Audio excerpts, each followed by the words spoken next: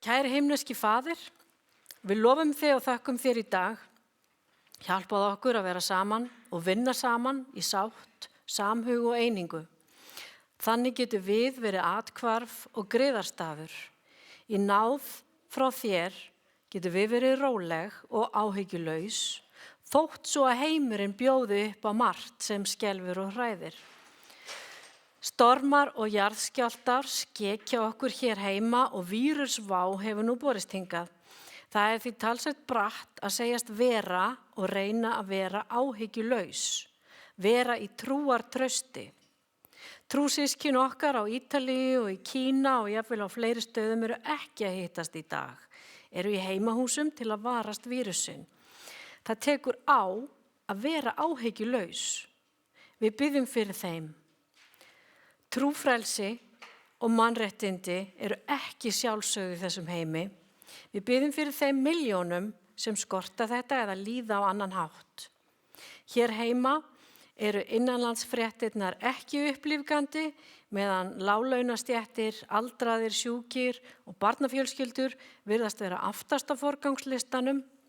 Leiddu okkur þá til að vera mótvægið, vera sá hópur sem ekki missi sig í neikvæðni og gagnslausu masi, heldur séum þau sem að trúa á þig, fólkið sem hægt sé að treysta á. Að hinir kristnu séu hópurinn sem alltaf reynir sitt besta, gerir sitt besta til að aðri geti fundið blessun sem æðri skilningnum. Þú hjálpar okkur að vera sátt í aðstæðum sem oft eru óásættanlegar án þín og í raun furðulegar og að því að virðast óþarfar, en heildarmyndina að finna í áætlun þinni. Eftir því sem nær dregur endurkomunni, þá munu ytri aðstæður verða erfiðari, eins og fæðingarhríðir, sagði þú. Það furðulegt að þetta sé í raun gleðiefni. Fylgist með og veri viðbúin og ekki vera hrædd, sagði þú. Við reynum okkur besta hér saman í dag til að hvetja hvort annað, biðjum fyrir þeim sem eiga bágt og þökkum þér fyrir vonina sem við eigum í Jesú Kristi. Verði þinn vilji. Amen.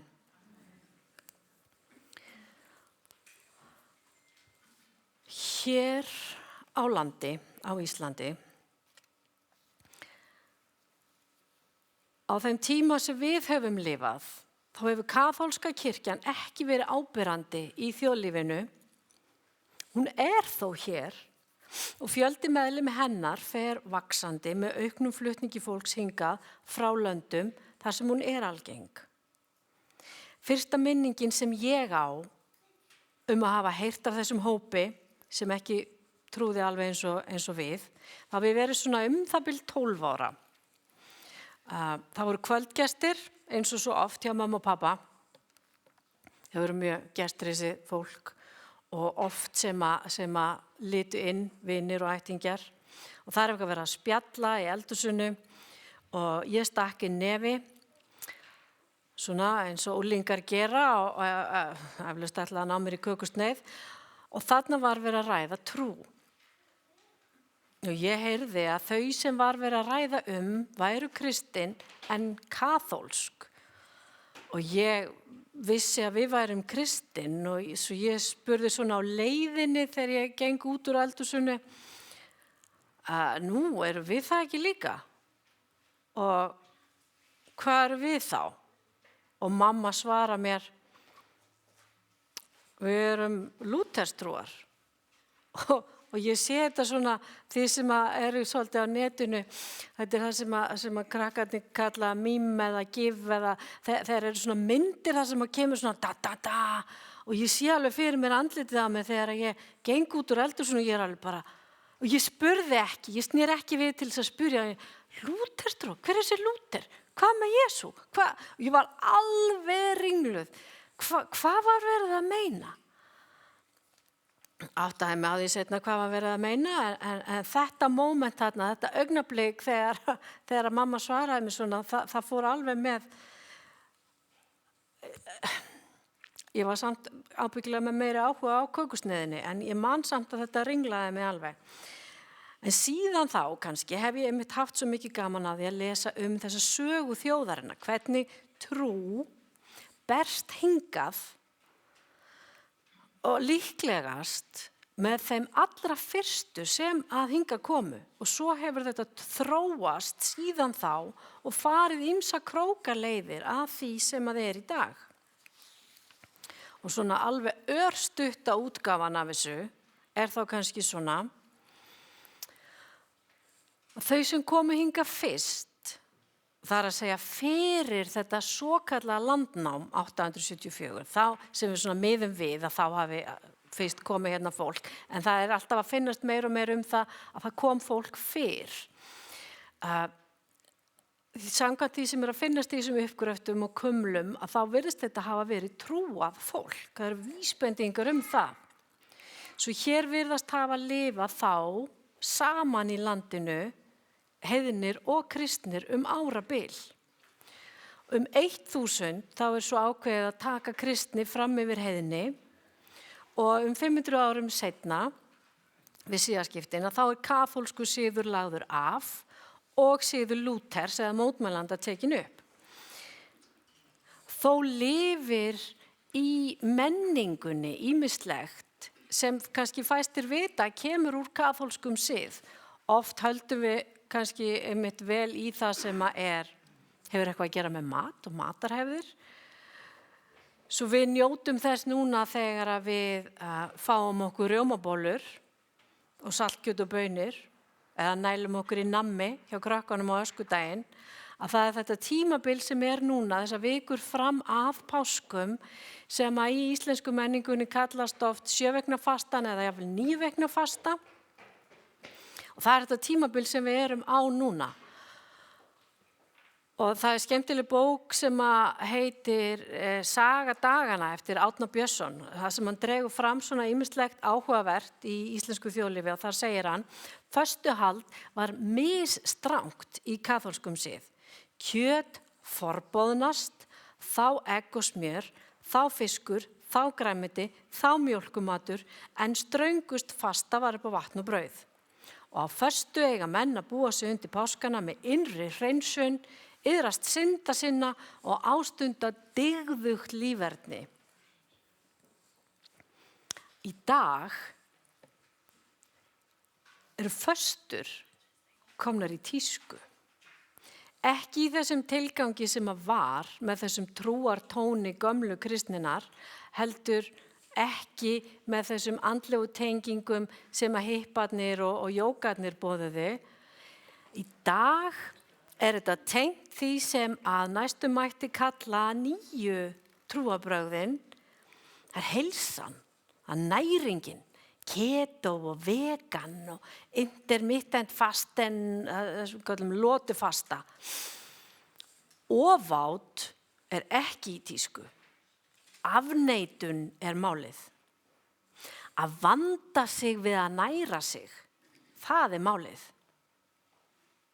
Og það virðist vera nokkuð gott samþykki fyrir því þó að næring og heilsa skipti líka máli fyrir andlega vellíðan.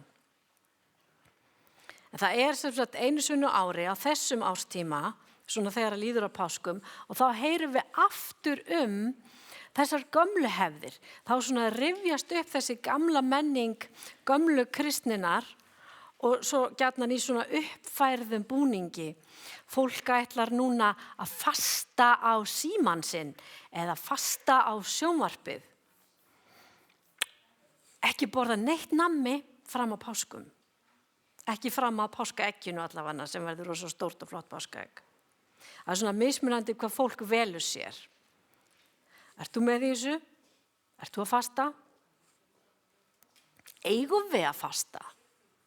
Föstur bæði í gamla og nýja testamentinu, svo kannski þetta biblíulegt og gott. Þetta leið til að hafa áhrif á Guð að þrýsta fram bænasvari eða þetta leið til að hafa áhrif á okkur til að halda einbeitingunni af því sem við að biðja fyrir? Föstur í biblíunni hafa oftast alvarlegan tón. Það svona tákn innri örvæntingu, sorg eða iðrun. Það enginn þar sem að fasta af gleði. Aðventkirkjan hefur í gegnum tíðina verið að boða svokallaðan heilsuboðskap og ráðsmennsku boðskap, sem sagt að fara vel með allt sitt. Og kirkjan svolítið bara búin núna að koma þessu til skila. Það vita þetta allir. Það vita líka allir virðist vera að heimurinn á leiðinni í þrot. En boðskapurinn hvað tekur við á nýju jörðinni, það ekki svo margir þann boðskap. Hvað þá að boða fólki að til þess að eiga þar vísa sæluvist, þá nokkur atriði sem við þurfum að huga að, eitthvað sem þarf að nefna. Og aðventkirkjan gerir þetta ennþá. Hún að tala og elskar að tala spádóma Biblíunnar. En hvað þá með daginn í dag? Hvað hún við að gera núna? Þjóðin sem fastar og hamast í ræktinni og mætir í hugleiðslu og biður og leitar svara.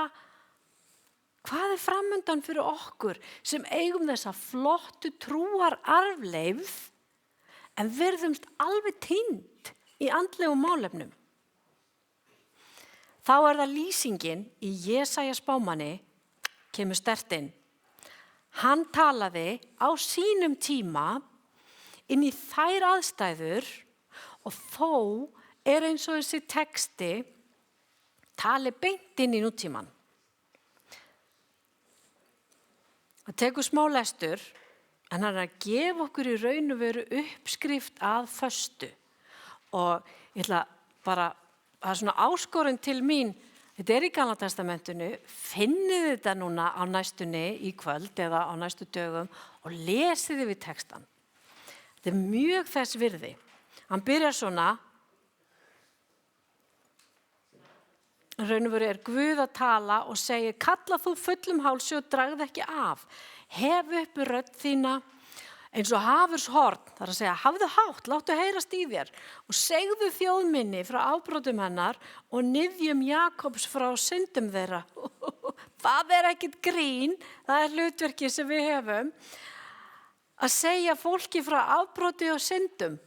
Ekki beint fallið svona til vinsælda.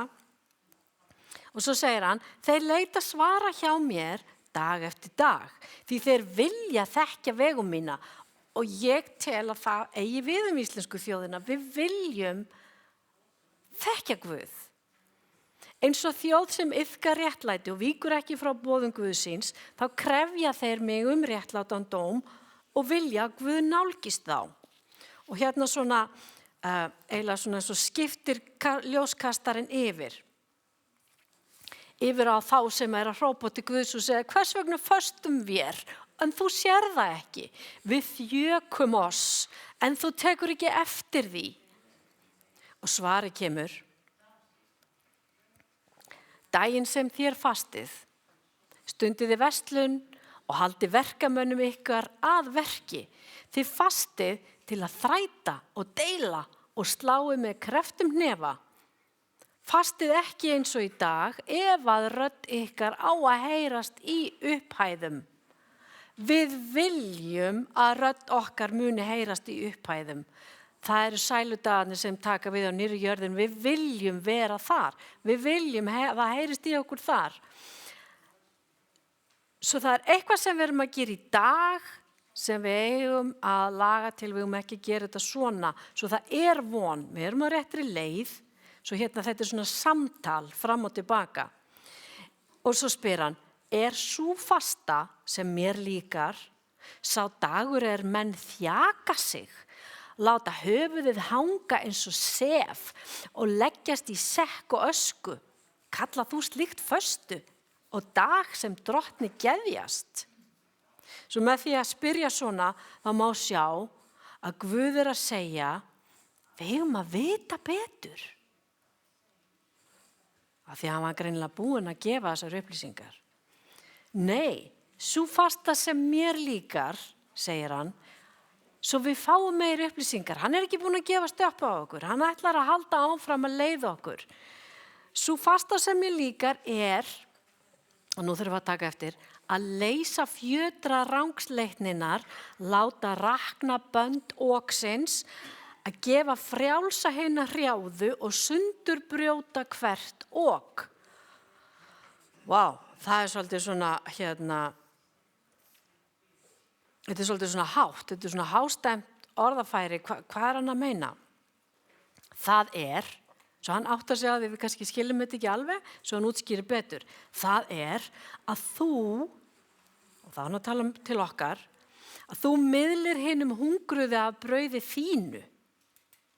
Nú eru kannski allir á keto og enginn að borða brauð, eða allir í low carb, en það er verið að segja að það sem að þú átt handa þér, gefðu af því með þér.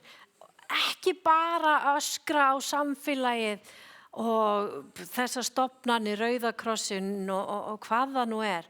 Það er þú sem átt að gefa af þínu brauði.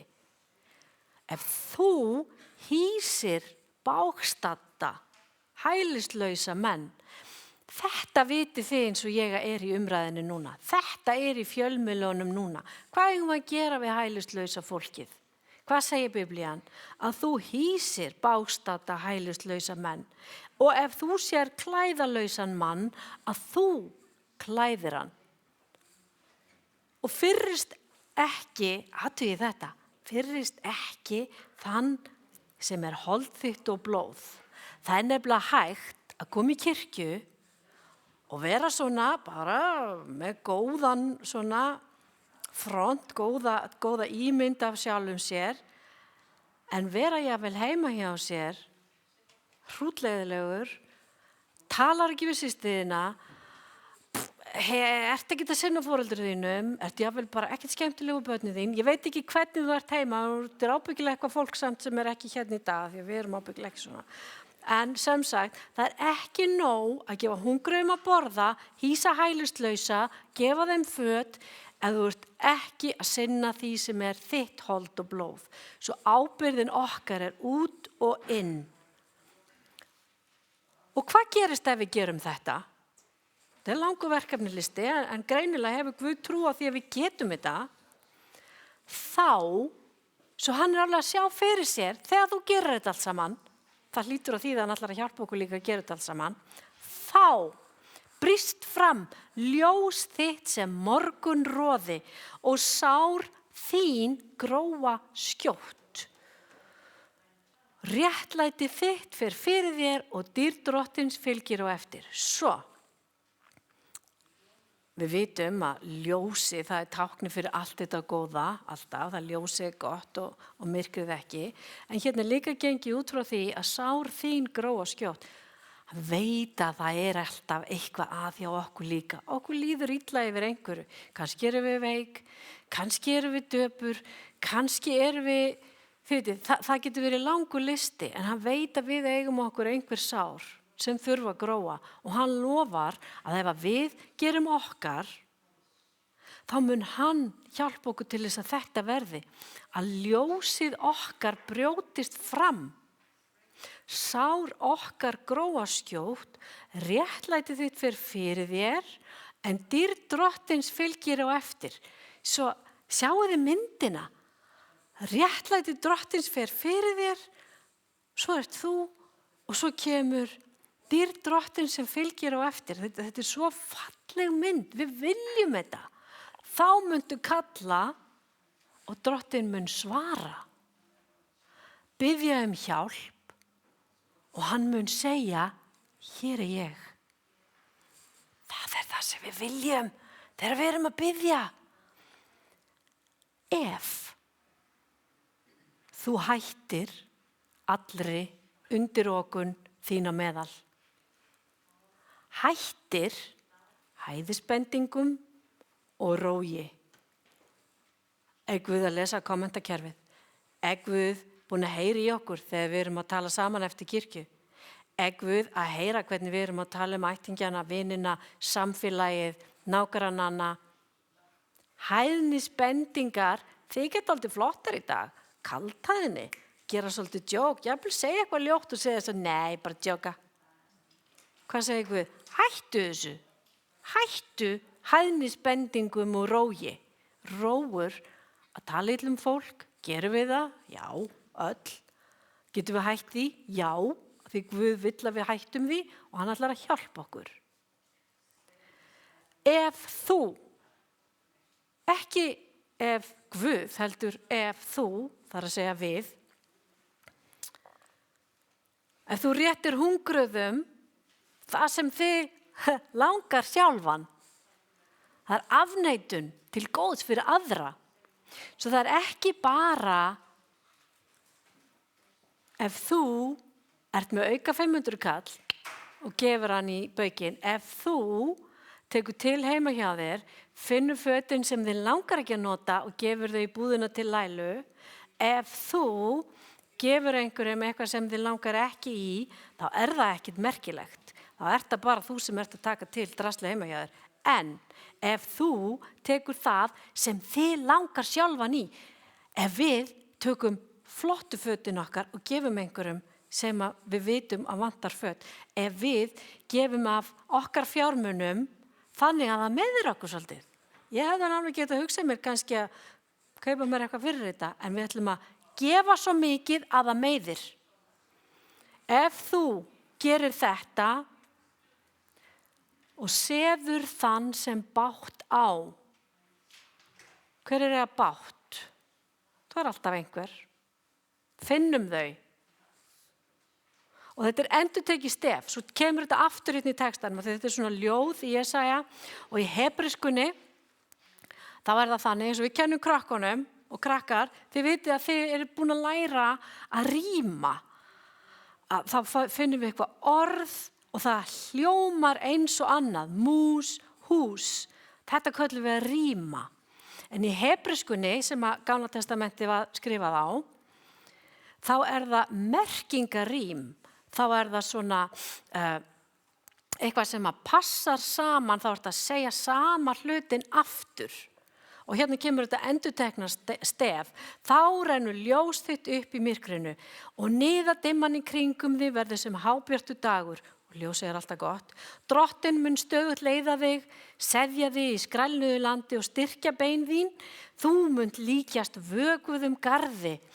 Uppsprettu sem aldrei þrýtur, svo Guð veit að við hugsum myndrænt og hann gefur okkur þessar fallegu myndir af því hvernig við getum verið. Menn þínir munu reisa hinna fornu rústir og þú munt reisa við undirstöður fyrri kynslóða. Erum við að tala trúararfinn? Erum við að tala gömlu, fallegu, sterku kristnina sem að þjóðin átti? Þú verður nefndur múrskarðafyllir. Því sjáu þið til, það skiptir engu máli hver flottur múrin er og borgirnar auðvitað á þessu svæði, það sem við verðum að tala inn í á þessum tíma, það vernduðu sig með múr. Ef það er skarð í múrnum, þá skiptir engu máli hvernig múrin er til hægri og vinstri. Það er skarðið þar sem að óvinirnir komast inn, þar þarf að fylla upp og loka. Þá er múrin aftur orðin með það gildi sem að ætla var. Þú verður nefndur múrskarðafyllir, sá sem reisir byggð úr rústum. Og nú fyrir okkur, núna kemur það. Núna, og oft svona í hebresku ljóðunum, þá kemur svona það sem við segjum stundum pönslænið, það kemur hérna í lokin. Þetta er vers 13. Ef þú varast að vanhelga hvíldardaginn, varast að gegna störfum þínum á helgum degi mínum, ef þú kallar hvíldardaginn fagnaðardag, dag helgaðan drottni, gleðidag. Ég veit ekki með ykkur, en til þess að ég eigi þennan fögnuð á hvíldardaginn, þá þarf ég að huga að alveg eins og með jólin. Ég þarf að undirbúa jólin á aðventunni. Ef ég ætla að eiga fagnaðardag, þá þarf ég á mánudegi, þriðjudegi, miðvikudegi og fimmtudegi að vera búin að stefna að þessu. Ég vil hafa húsið mitt hreint, ég vil hafa mat í ískapnum, ég vil vera búin að bjóða ef ég ætla að fá, eða fá boð ef mér er boðið.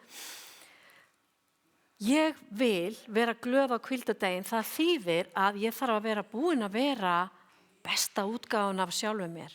Ef ég búin að hegða mér eins og skítæll alla vikuna, þá nýt ég mín ekki á hvíldardaginn. Ég þarf að vera búin að taka til mín allt það sem Guð hefur kennt mér, gera það í vikunni, þá mun ég eiga helgaðan dag. Þá heiðrar hann með því að hafast ekki að og sinnir ekki hugðarefnum þínum eða masar, muntu gleðjast yfir drottnis og það loforð í þessu. Þú munt gleðjast. Hver vill ekki gleðjast? Allir vilja gleðjast. Þá mun ég láta þig ríða yfir hæði landsins og njóta arfsins eftir föður þinn Jakob, því munnur drottins hefur talað það. Svo Guð algjörlega búin að lofa sínu. Þetta hangir bara á því að við gerum okkar. Og við gerum okkar fyrir alla, alltaf. Það engin undanþága, það ekkert lágmarks og þá sleppuru. Með því að halda hvíldardaginn þá erum við að fasta. Með því að vera hérna saman erum við að fasta. Með því að vera hérna þá ertu að sleppa öllu öðru.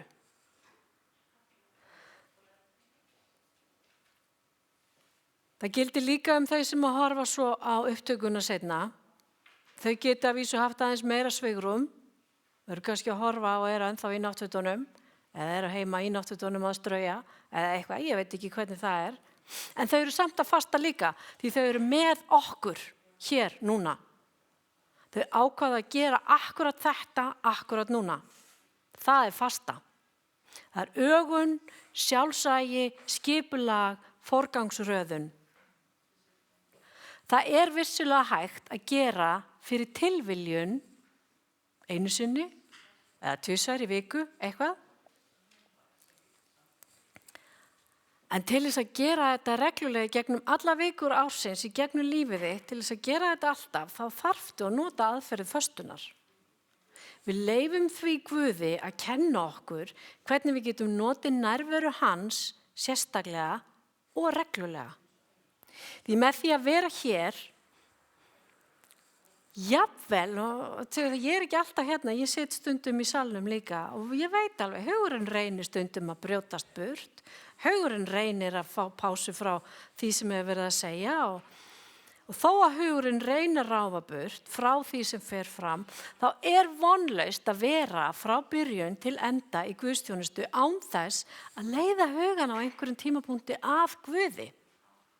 Það vonlaust annað en að taka þátt í bæn á einhverjum nótum. Það vonlaust annað en að syngja með, jafnvel þó það sé bara í huganum. Að eiga þetta samfélag við trúsískyn. Til þess að geta gert þá góðu hluti, þá góðu föstu sem lýst í Jesaja, þá þarftu að taka þetta svona þessum föstu tökum. Þú getur gert ýmislegt af viljastyrknum, en til að ná þessum takti í tilveruna, þá þarftu að fasta svona. Hvort sem þér listir að borða þetta eða hitt, þá það svona sem kerfið virkar. Það þessi náttúrulegi ryþmi. Það í raun og veru það sem við fylgjum alltaf. Það dagur og það nótt. Við erum svöng og við fáum okkur að borða. Við erum þyrst og við fáum okkur að drekka. Það þessi ryþmi alltaf. Það þetta sem að kallast á. Vinna og hvíla. Og Jesaja í raun og veru búinn þarna að útvíkka hugmyndina föstu sem fólkið sem hann var að tala til þá þekkti alveg þetta hugtak að fasta og hann útvíkkar þetta svona yfir í svona lífsins föstu. Kerfið sem við getum nýtt okkur alla daga. Þú vissir þetta kannski ekki að þú værir að fasta með því að koma einn í dag, að 7 vikna fasta þín væri hér alveg í blúsandi gangi. Þú hefur kannski aldrei lesið þetta ljóð eftir Jesaja 58, Gamla testamentið, mjög þess virði að lesa þetta. Það ekki allt í Gamla testamentinu sem að maður svona les og hugsa með sér, vá, þetta talaði til mín. Þetta sumt af þessum textum bara dálítið torf, en þarna á milli eru svona gimsteinar sem alveg smellpassa. Svo ég hveti til þess, lest þetta heima, kjamsað á sig, lest þetta hægt, taktu þér tíma, prenta þetta út, lest þetta upphátt, lest þetta fyrir heimilisfólkið, límdu þetta á ísskápinn, gerðu allt sem þið dettur í hug til að taka þetta til þín. Og hápunktarnir eru þessir, leitaðu Guðs. Það byrjar alltaf þar. Númer 2, rifjaðu upp það sem þú veist að er rétt. Guð gengur út frá því að þú veist munun á rétt og röngu. Það þarf að vera rétt í orði og verki. Og, samkvæmt Jesaja, ekki vera reið við mig, Jesaja segir, vertu ekki með sjálfsvorkunn yfir þessu. Gerðu öðrum gott. Númer 3, þó það kosti þig eitthvað. Og númer 4, þá mun þér líða betur. Og lífið þitt verður í alla staði betra. Guð hefur lofað því. Amen.